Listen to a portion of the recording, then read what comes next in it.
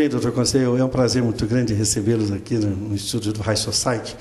E o assunto de hoje, do seu quadro de comportamento, eu gostaria que o senhor falasse um pouco do adolescente. A gente sabe que eles estão numa fase de formação da sua personalidade e também é sabido de que eles estão deixando a proteção, eles querem deixar a proteção maternal e paternal para se tornar pessoas, indivíduos, né, livres, leves e soltos. Os adolescentes às vezes carregam essa fama de serem meio aborrecentes, né? Mas tem um lado muito saboroso na adolescência, que é o lado justamente de levantar poeira, não é? Então, as famílias, as casas, os locais, eles não ficam empoeirados com o adolescente por perto, porque eles revolvem tudo, não é? Então, é muito interessante. Eu comparo muito a adolescência com aquela fase dos 3 anos, não é? Onde a criança já é mais autônoma, já caminha, já anda, também movimenta muito o ambiente e está tentando exatamente se individualizar, se individuar na linguagem de Jung, né? Então, o adolescente ele quer muito e precisa muito de formar uma personalidade. E por necessidade, ele tem que se autoafirmar. Não para ser chato, ele não faz isso para ser chato. Ele faz isso por uma necessidade psíquica de se autoafirmar, afirmar-se para ele mesmo como um indivíduo. Então, se uma geração diz que a música bacana é bossa nova, ele vai dizer a música bacana é techno, não é? Para se contrapor, para fazer uma diferença, para dizer, olha, eu não sou você. Então ele precisa dizer para ele mesmo, eu não sou você. Quando ele se torna um homem amadurecido, adulto amadurecido, né? As duas coisas juntas, né? Porque nem todo adulto é amadurecido. Quando se transforma num homem adulto e amadurecido, ele não precisa mais se autoafirmar. Então ele pode tanto gostar de techno quanto gostar de bossa nova. O senhor quer dizer que a adolescência é a formação do alicerce da vida da pessoa?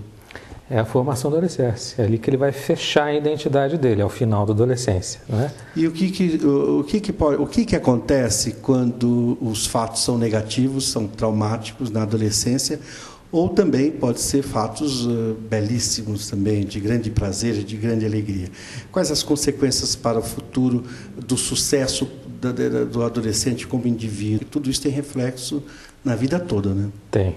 Então é uma fase muito relevante justamente porque as marcas ali colocadas são marcas que tenderão, né, a adentrar a personalidade e, portanto, permanecer vida fora. Não é que não tenha conserto, mas a circunstância fica mais no final da adolescência, portanto na vida adulta, fica muito mais estruturada. A adolescência ele está se estruturando. Então, vamos dizer, as coisas, ele vai depender muito dessas circunstâncias externas, podem favorecer muito ou podem prejudicar muito o adolescente.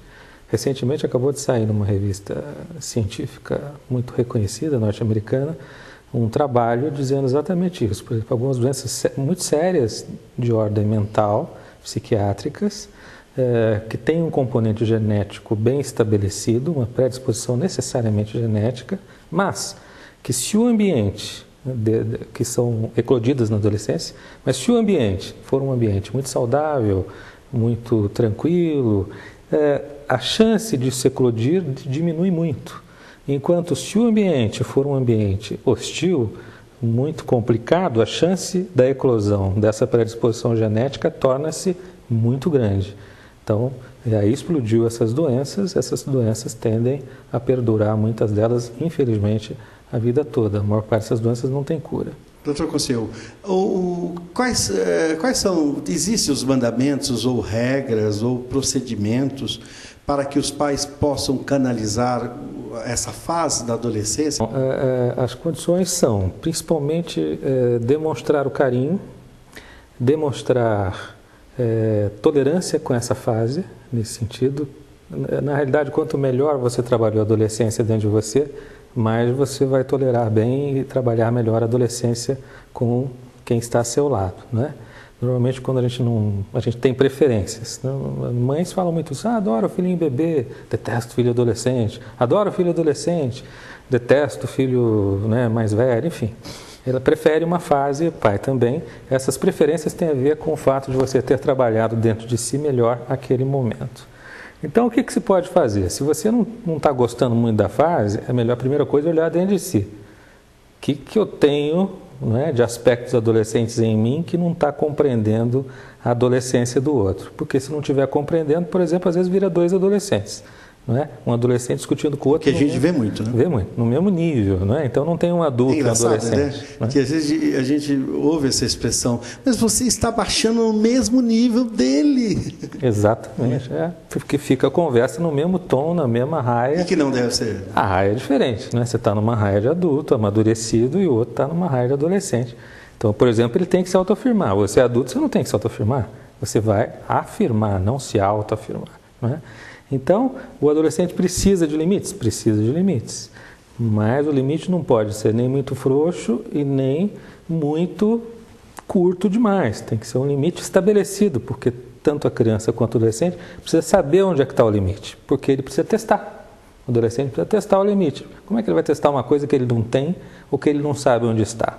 Portanto, o que os pais podem fazer? Estabelecer limites claros e saber que o adolescente, por necessidade, vai ter que testar aquele limite. Não está testando porque é chato, porque é mal educado, porque é ruim. Não, precisa testar. Mas para ele testar, precisa saber onde é que está o limite.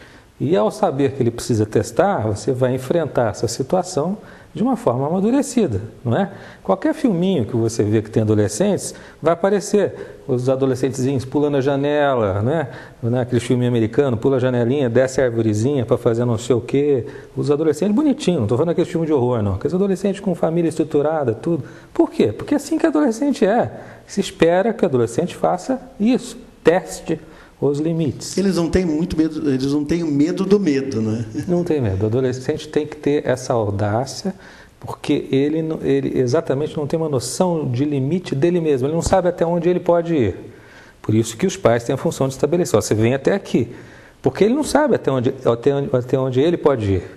Né? Então, como ele não sabe, ele pode ir para muito além do que ele poderia ir, pode correr muito mais do que ele poderia correr, pode pular de uma altura muito maior do que ele poderia pular, porque ele não tem noção mesmo, né? Como dizem, sem noção das coisas. Né? Então, alguém tem que dar noção para ele, né? Nesse sentido.